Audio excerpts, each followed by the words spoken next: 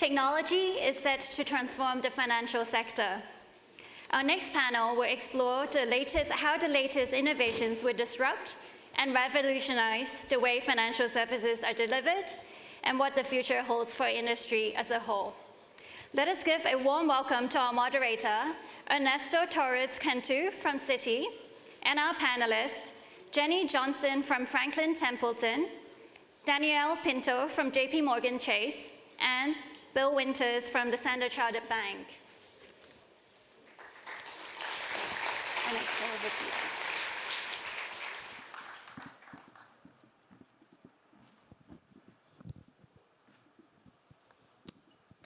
Very good. Good afternoon, everybody, and thank you, HKMA and Eddie, for another wonderful event.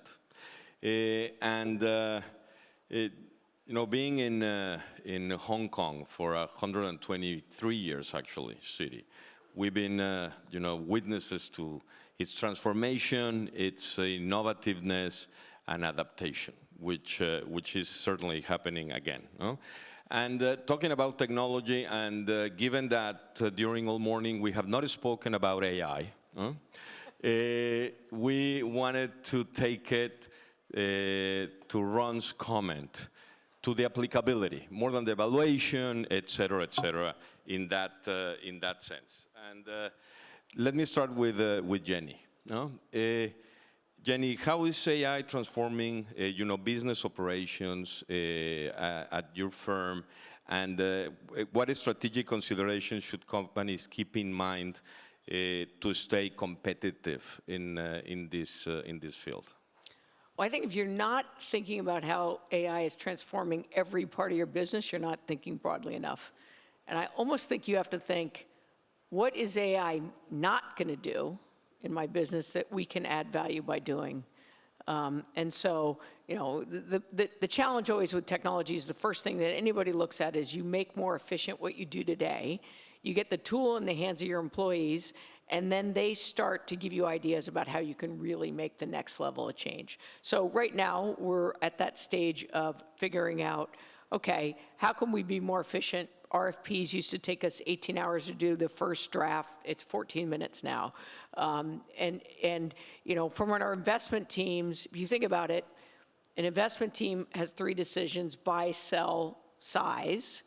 And so we've created models within our investment teams where you put in the team's philosophy, you're looking at historical trades and data, and then as you're making decisions, it actually can challenge the investment person. So the research analyst, well, you actually say this, but now you're recommending this because there's always biases.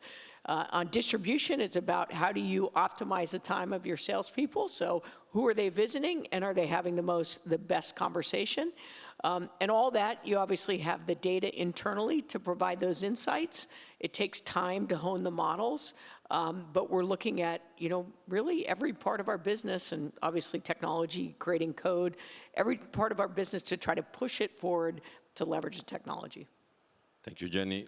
Danielle, in same concept of applicability, and also how do you see them evolving to just a productivity enhancement tool, or more than that?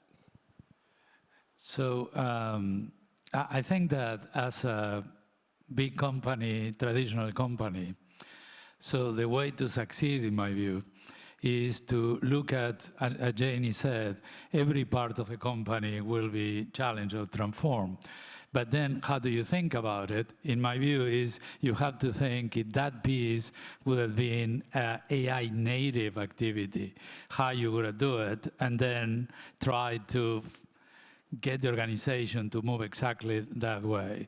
So we started investing in AI like 10 years ago, and the bulk of last year, we do measure the value more or less, and we got around a couple of $2 billion in value, either cost savings or losses being avoided or revenues being produced. And that number is being growing roughly at 30–40% a year.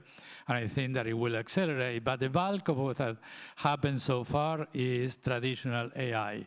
We are now seeing the beginnings of the increasing productivity driven by large language models, and probably the next step will be agents, and how those are going to increase not just productivity in operational processes, technology, call centers, but things like in research, enhance the capabilities of our researchers, in bankers, particularly junior bankers, that they can become a lot more productive and go and face clients a lot sooner, that instead of doing presentations that can be done, or filing things that can be done by technology. So I think that this is very transformative. I think that increasing productivity will increase the ability to customize client experience, develop products, target marketing, create client experience where the client group will be one client, and to make it really make the best for that particular client is going to be very transformative. And we are essentially at the very beginning. So I see a lot of growth, top line and bottom line, going forward. Bill, and I see you agreeing with Jenny's and Daniel's comments. No? Do you see the impact in the medium term, like it has been suggested in other panels, et cetera, or short term and immediate? Past, present, short term, medium, and long term. I think all of the above. I do agree with Daniel and Jenny on everything that they said. I think including the fact that we were engaging in AI before we called it AI. We called it data analytics, and we used it for fraud protection and transaction monitoring and name screening and the sorts of things that large language models were very useful for. But I think, like a lot of us in the corporate world, we got excited about the technology, and you go back 2-3 years, we looked around the bank and we had thousands of data scientists and literally hundreds of AI use cases. And we then took a pause and said that's probably hundreds too many, given our ability to focus on a few things that really matter.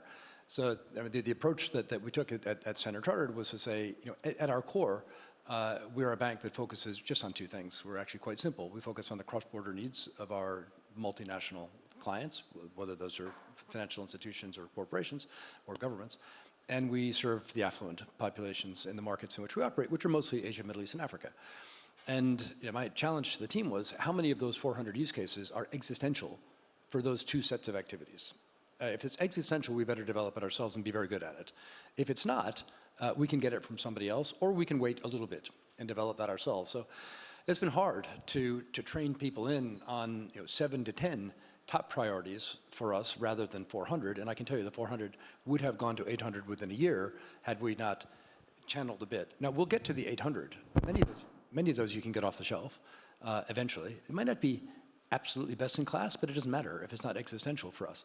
If it's existential, like my nightmare, and I find our head of retail is sitting in the room right now, the nightmare for me is to wake up one day and find some really zippy fintech who's built a much better robo-advisor that can displace our RMs in an RM-led wealth management distribution model, which is highly successful for us.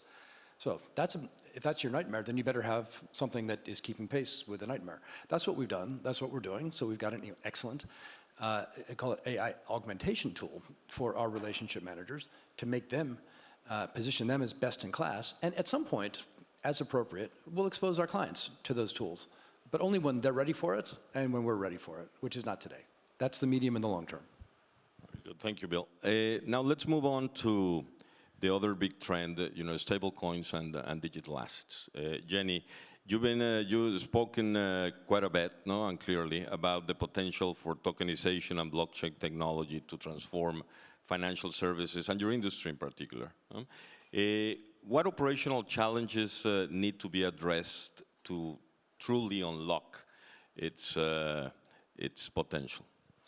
What operational challenges? Well, so number one is that you have a bunch of different blockchains out there that aren't all integrated, so integration's one. Number two, so we rolled out a natively on-chain tokenized money market fund in 2021. We were fortunate in that we picked a chain, Stellar, that optimized what we were trying to do. If we had picked other chains, it would have been much more expensive, potentially more expensive than our existing money market funds. So you got to pick the right chain. There's some people that are concerned about the number of transactions per second, but actually there's certain chains that are optimized for that have that are faster than even Visa and MasterCard process. So you're working through a lot of these, but the biggest issue is probably most people don't have a wallet. You can't really hold a token if you don't have a wallet. I'm always hearing about alts managers say, can't wait till blockchain can democratize alternatives. The reality is that technology exists today. You don't have market makers. You don't have the infrastructure around it. And honestly, today, there's almost two worlds. There's the TradFi, the traditional finance world, and the digital asset world, and they're only now beginning to kind of come together. And as that happens, a lot of the traditional learnings that have happened will be brought over and much more professionalize, I think, what's existing in the digital assets. But there is no question, I fundamentally believe the infrastructure and plumbing of financial services will be replaced by blockchain. Yeah, quite a statement. Daniel, your firm's perspective on digital assets has evolved significantly in the last years. No? What prompted that shift or change? The reality that it hasn't. So obviously, you know Jamie's views on Bitcoin. That is, and he was very clear. These are personal views. For me, Bitcoin is transforming into an asset class. My concern about Bitcoin was more about if you start losing keys, so keys get stolen, it's going to destroy the confidence of this as a class. The reality, a lot of keys were lost and stolen, and here we are. So it just became an asset class that is never been is a place to store value if you believe that you will sell it at a higher price than it was. It's not a method of payment because it's low and expensive. So it is what it is. And I think that in the big scheme of things, Bitcoin is very relevant. But the technology I've been working for many, many years. We launched the JPMorgan coin in 2019. But everything that the industry have done is even private networks like the JPMorgan coin. That is a very, very effective tools for clients to optimize the flows of funding, program payments, and do instant effects. And many clients are using it, working very well. We have done with Bill and other banks the Partior program that is a 24/7 network of transferring payments among banks, led in Singapore. So we have done quite a lot. And right now we are at the point where we start experimenting with tokenized deposits, start experimenting into the public chain space that Jenny has mentioned with essentially white label clients that you are approved your part. It's not that you put your coin there, your token there, and see how it goes. I think that is the next layer. I think that tokenized deposits is an effective way to make a bit more interoperable the banking sector with the crypto space. The digitalization of assets is going to start growing. The issue in the banking sector is regulation is a big challenge. When you look at the Basel regulation and their interpretation, essentially prohibit banks to be in a public chain because the capital intensity is so huge that it makes essentially not possible to do that.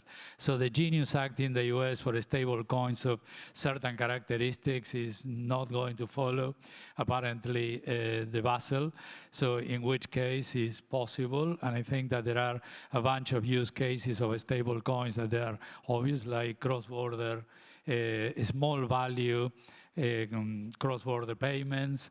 It may be a challenge for some of the existing payment systems that exist today, like credit cards or debit cards. So I think that this is, and the technology is evolving. As Jenny said, Bitcoin is super slow. Ethereum is a bit faster but relatively expensive for low-value payments. Then there are other networks that they are evolving that they are very, very fast, but they have other challenges. So as technology evolves, I think that it will be a challenge for the existing railways in payments, maybe a challenge for the way that we trade in markets as it gets digitalized. So I think that is something that is real, and it will take time until banks and the proper regulation for banks to be part of this ecosystem in a substantial way. Bill, you've been quite outspoken about the potential for stable coins and tokenization. The market is small now. What would it take to go to the breadth and depth that you see in the future? The market is small today in traditional finance. It's, there's trillions of dollars trading in the DeFi world. I think there were $27 trillion last year traded in stablecoins. That's more than Visa and MasterCard combined. It's not that small. Carry on. Yeah, good answer. No, that's all good. I was defending your point, Bill. We always agree. That's a problem. There's a ton going on. Obviously, it's anchored in the crypto world, and that's where it started, and it's growing. And as Daniel said, the technology is the same. It ports from the crypto world into the TradFi world. We're at the earliest stage of the incorporation into the TradFi world, and I think it's inexorable. I think money will become entirely digital over a period of time. That calls for an entirely new infrastructure, which is being built. It will grow out of the crypto world. It comes with tons of challenges, and how we get from where we are now to where we're going to end up is a huge open question. None of us have any idea exactly how this will evolve. And I think all of us have a high conviction that it will, which means that we need sort of hand-in-hand cooperation with regulators and with each other in the market to create an infrastructure that's safe. And I'm going to be super sycophantic because, well, for two reasons. One is we're regulated by the HKMA. It may surprise you to know. Our name is on the banknotes. We care a lot about what happens in Hong Kong. And the HKMA has been super progressive in this area. Not because Eddie and Arthur and team have any better idea exactly how this is going to develop, but because we just know it is. So we're going to have to try different things. So tokenized bank deposits here in Hong Kong dollar stablecoins, maybe at some point a structural connection through to the RMB. Obviously not on the agenda at the moment, but it could be, and this would be a really natural place to experiment in that regard. And I think that's the way to progress from here is a little bit trial and error, where the errors don't cost you the system. And but the use cases are developing around us in an incredibly fast way. And the non-bank players, of course, I completely agree with Daniel's observation about the Basel rules. I think it's almost insane to allow a financial system to grow out and intentionally keep the banks outside of it. So the one entity that regulators can look through and see through and understand where the systemic risks are building up or where the operational risks are building up, we're spies, right? That's what we do. We watch markets, we report back to the regulators. It's insane to keep the banks out. Now, the HKMA obviously is bringing us in as progressively as any regulator in the world. Maybe that's going to happen with the Fed. Maybe it's going to happen with, as the Fed and the U.S. regulators promote post-Genius Act reforms. Other places like Singapore are doing their bit. But the opportunity here is to bring the banks into the system in a safe and sound way, lest we allow the system to get too big without decent oversight. Thank you, Bill. And let me go back to Daniel on that. If we see that moving forward, what does that do to the traditional model of financial intermediation for banks, et cetera? And how are you foreseeing that? Well, as I said, I think that on the payment side, assuming that there is some way that regulation is not too fragmented, I think that it will have a role, stablecoins will have a role in very fast, very cheap, very effective global payments and transferring money from one place to the other. I think that tokenization of deposits, or tokenization of assets, if it gets to a point where it's properly regulated, is within the regulated space, and is done at scale, it will change what are the current rails that we use today as in payments for markets. So I think that is way, way, way too early to know, but it feels now that probably the tide is turning from being something that we've been experimenting for years and years and doing little things. I think that now is getting to a point where most likely will escalate, and hopefully escalate, as Bill said, within not just in the unregulated space, allows the regulated entities to be an important player. So therefore, if everyone will be safer in that space, and we avoid the problems that we normally have when new things come into the market until they settle down. So we will see. It's still a long way to go, but I think that is real now. And Jenny, how do you see bank and non-banks working together, or not enough to unleash the stable coins, tokenization, et cetera? Well, I'd rather talk about blockchain than just stable coins, because I think stable coins is one, it's the current use case, but there's so many other use cases. So just kind of the question on sort of how does this impact banks? You know, if you think about today, what does this technology do? This technology has an immutable record of who owns it, right? So huge amount of money is spent in the industry reconciling data between systems and then reconciling data with the counterparty. There you have one source of truth. You know exactly when it's relevant as soon as a transaction. The smart contract can trigger it and you get paid. So if you have atomic settlement, which means you get paid, you don't have to worry about who the counterparty is because it's wallet to wallet. I don't need to go to JPMorgan Chase to do a foreign exchange contract and worry about who the counterparty is if, one, the counterparty's wallet has been approved, whitelisted, and my token can only go into that wallet, and two, the smart contract kicks off and makes sure I get paid. So there's a lot of toll takers in transactions today that get eliminated once the ecosystem is rolled out.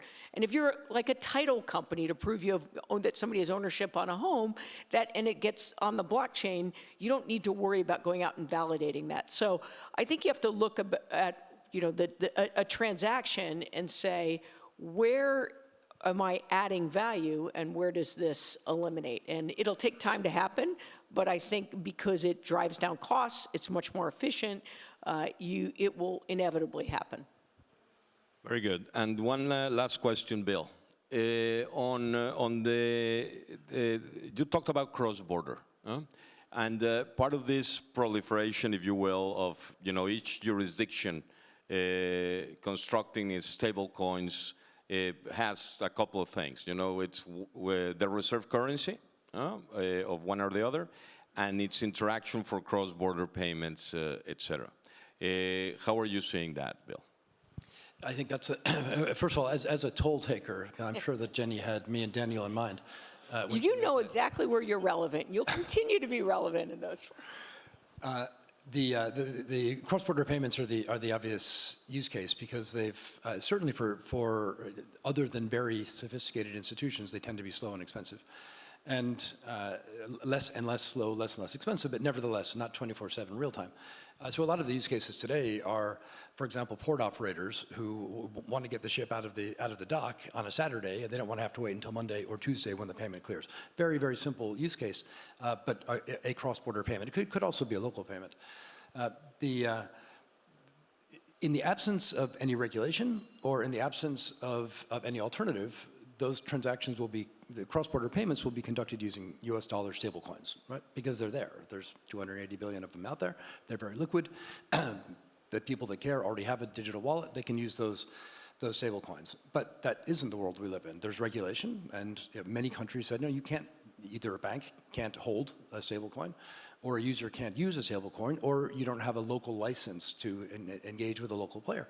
And that, so regulation, as is frequently the case, is the protector of the incumbent, and the incumbent is frequently a bank. So we get to charge a little bit more and be a little bit slower for a little while longer. But water makes its way through a rock eventually, even not so porous rocks. Eventually, it comes out the back end. By the way, it comes out clean. It's been filtered along the way. And so I think it is, again, inexorable that the digital asset-based or blockchain-based payments will make their way into the real economy. It's just a question of how fast. And we should be more thoughtful, and I think the HKMA is thoughtful, about how we shape that outcome rather than let it just happen. Absolutely. Well, thank you very much, everybody. One thing is clear from our conversation is that we're not talking about the future anymore. This is present tense transformation in all of these topics. Thank you very much, Jenny, Daniel, Bill. Thank you very much to our speakers.